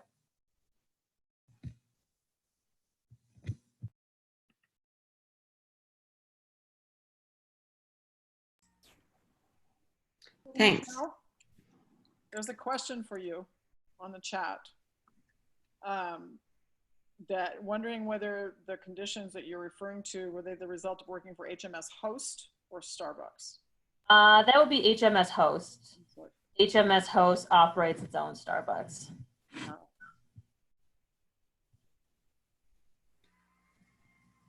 Well, thank you so much for that update, Michelle and Sarah. Was there anything else that you wanted to add?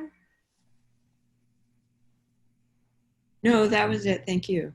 Well, thank you very much to Unite Here Local 23 for joining us for this meeting and providing a view from the ground of what is happening during this current crisis. We appreciate the information. I think you've given us some great leads on things that we can work on to support workers in Arlington and Northern Virginia. So thank you for that. We're going to look at another aspect of the COVID crisis now. And next up, we're going to turn to see how this crisis is affecting businesses, particularly small businesses in Arlington.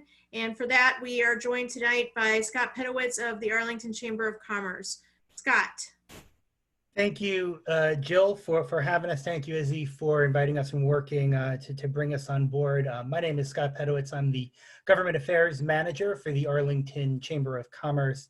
We work with about 700 businesses here in Arlington of all shapes and sizes and a tremendous diversity, including more than 100 nonprofits here in Arlington. And I've been asked to kind of give a little bit of a summary of how this is impacting our business community and how we are trying our best to respond. So if we come over to the next slide, Arlington Economic Development has been surveying our businesses monthly. The data you see on the page, and I apologize for all the text that I used here, is from their March survey in between the submission deadline for the slides and speaking now. The April survey is out, so I'll give you a little bit of an update. When asked the impact that COVID-19 was having, a month and a half ago, nearly 3 in 4 businesses said it was extremely or very disruptive. That's actually a little above 3 in 4. And I'm using fractions because I want to really kind of bring that these are, countable, individual entities out there. Percentages sometimes blur the lines, but, think of 4 businesses in Arlington, 3 are finding this extremely or very disruptive. And if we're talking our really smallest businesses, those with fewer than 50 employees, 11 in 12. I mean, just absolutely huge numbers. And the saddest aspect of this is a month and a half ago, when asked if businesses were having to lay off employees, nearly 1 in 5 said they had to, and another 1 in 5 said they might have to consider it. And I think, dovetailing with some of the data we just heard, in the April update, it is indeed now 2 in 5 businesses in Arlington have had to lay off employees. And that's just absolutely gutting for any business, for any manager, and of course, for the employees affected. When asked what their most pressing need was, financial assistance, having the liquidity, being able to continue to persevere through the crisis and try our best to come out on the other side. And I'll kind of mark that as foreshadowing for the end of my presentation. But I want to take you through a couple of slides about how the business community is trying to come together. So if we can come one forward. One thing that we've really tried very hard to do at the Chamber is to be a resource for information. We compiled a COVID-19 resource center on our website, which is arlingtonchamber.org. It's linked right at the top of the page. And a big link repository, local, state, and federal updates, so many offers of support. We have such a generous community here in Virginia. Arlington Can Do, the Virginia 30-Day Fund, multiple signage businesses here in Arlington offering free, hey, we're open, you can come and get takeaway signs. I'm sure you've seen those, you've been around the community, helping to put that forward. We're not alone in doing this. I know Arlington Economic Development has a similar site. A number of our bids and partnerships have them, but really wanting to get that information out and help, our businesses empower themselves to learn what's going on, learn what's available to them, and also how we can support each other.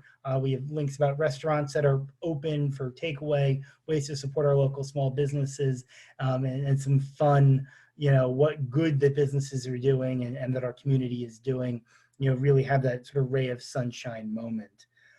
Speaking about community, if we come one slide forward, we all, and I know this crowd knows the strength of community. So don't need to impress upon that, but that's something that our business community has really been finding strength in here in Arlington and around the globe. But specifically here in Arlington, how we can come together.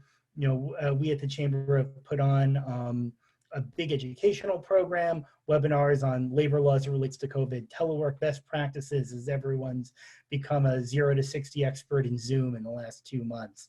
How to apply for support with the SBA. We've worked with Arlington Economic Development, with chambers from around the Commonwealth for a lot of these opportunities as well. One of our feature events every year is Arlington Chamber Volunteer Day, where employees, teams from chamber members go to our nonprofits and do volunteer projects. Usually it's a big in-person volunteer effort, t-shirts and everything. This year we said, it's more important than ever to be engaged. We're going to keep this up and running. We did it virtually. We asked our nonprofits, a myriads of programs that people could do from home. I worked on a spreadsheet for one of our volunteers, helping them to connect to the community. We had people recording messages. It was great. We all came together. Congressman Don Beyer joined us for our kickoff. We said normally we get together for pizza. We had to buy our own lunch today or have it at home, but Don Beyer came and really talked about how the importance of that community was there, and that we've really wanted to do that to make sure that even if we are physically isolated, we are socially cohesive. So if we come one forward, we also have been doing great connections with our leaders, and it's really been impressive. And again, I think speaks to just the real community we have here in this Commonwealth of Virginia. Governor Northam, Senators Warner and Kane, Congressman Beyer, our local leadership. We did a webinar with County Board Chair Libby Garvey, Deputy County Manager and the Director of Arlington Economic Development, answering questions from Arlingtonians and Arlington businesses. How can we help? What do you need? How can we do that? And that has informed our advocacy at the Chamber. Things like getting the CARES Act passed, seeking delayed tax deadlines, especially as it relates to sales and meals taxes, when this was first cropping up back in March, and we're continuing to do that. And virtual public meetings, the Arlington Way, alive and well, and really trying to make sure that we're able to come together as a community, continue our processes so that we are able to set ourselves up down the road. And in fact, we wrote to the Governor and the General Assembly, and we really do thank them for implementing a law during their reconvened session, because it was a fortnight ago, allowing virtual public meetings so that we can continue doing the important public business and really carrying forward. I said I had a little foreshadowing at the beginning, and I'm going to end making good on that promise on the last slide by mentioning the Giving Resiliency Assets Near Term, or grant program. In response to that financial need, especially for our small businesses in Arlington, Arlington County put in place a small business grant program with funding that was already in the economic development budget, which has been supplemented by generous donations from our Industrial Development Authority and the Roslyn and Crystal City bids. It is now a $1.2 million fund that will be awarding grants of up to $10,000 for Arlington-based businesses and nonprofits with fewer than 50 employees and that have suffered financial losses of 35% or more as a result of the pandemic. We held a webinar yesterday we partnered with our friends at AED Biz Launch to go over the details. I just in the chat box put a link to all the grant program information, including a recording of that webinar. The applications have not opened yet. I'm hearing later this week they are likely, but on that page that I put in the chat box, you can sign up to be notified when they are. The deadline is going to be Sunday night, the 17th. So that's a week from Sunday. All applications will be evaluated after the deadline. So learning a little bit of a lesson from the PPP at the federal level, it's not first come, first serve. All the applications will be in there, and the team over at AED and Arlington County and all the partners want to do our best to help our small businesses get through this so that we can come out, as a strong community we are on the other side. So thank you again for inviting us to join, and all best. And I know as Arlingtonians, we will get through this together and we'll come out well on the other side. I have confidence. Thank you. Thanks very much, Scott, for that view from the business side of things. I mean, plainly, the community is suffering through this crisis. It is heartening to see the bravery of the workers, the resiliency of our business community trying to work through this, but more is unquestionably needed. I really want to appeal to everyone on this call within the sound of my voice to think about how you can support our community. Like the Chamber, Arlington Democrats also has created a COVID resource page. That's arlingtondemocrats.org/COVID. We'll make sure that we get that page updated with some of the information that we've heard here tonight. But I really encourage everybody to check it out. Find on that page or elsewhere how you can plug into efforts to support those who are really hurting in our community right now. That is probably the most important organizing that we can do in this era, is simply to be part of the movement to help push our community forward through this crisis so that we come out even stronger than we were before. But no question, people are hurting now. So whatever we can do to help them, we should be doing. And again, please look for opportunities both on our COVID resource page and elsewhere in the community to get engaged. I want to thank all of our special speakers for coming here today to provide us a view for what's happening in our community as we face this public health crisis, as well as the various organizers who let us know about how we can resist while social distancing during the month of May. I am grateful to all of you out there for everything that you are doing, both in support of Democrats, but also our democratic values of supporting our community. Important now more than ever. So I want to thank everybody for joining tonight. I want to leave you with our call to action, which is to please make sure that you work to vote and vote for Democratic candidates by requesting your ballots in all of the upcoming opportunities to vote. Our special election on July 7th, importantly, our general election on November 3rd, so that we improve the leadership at the top, which we so desperately need to do to see our way through this crisis. And then also our school board endorsement caucus. The last day to request your ballot, again, is tomorrow. Thank you, everybody, for tuning in. I think we've made it just under 2 hours, which is probably about right. For those of you who joined late or who are watching this recording because of the technical issues that you experienced, my apologies. We are far from experts on Zoom, though we're getting there. I am certain that if we have to do this format again next month, we'll be even better. I appreciate your patience as we work through these issues and everything that you are doing to support our community. Thank you all very much and have a great evening. Good night.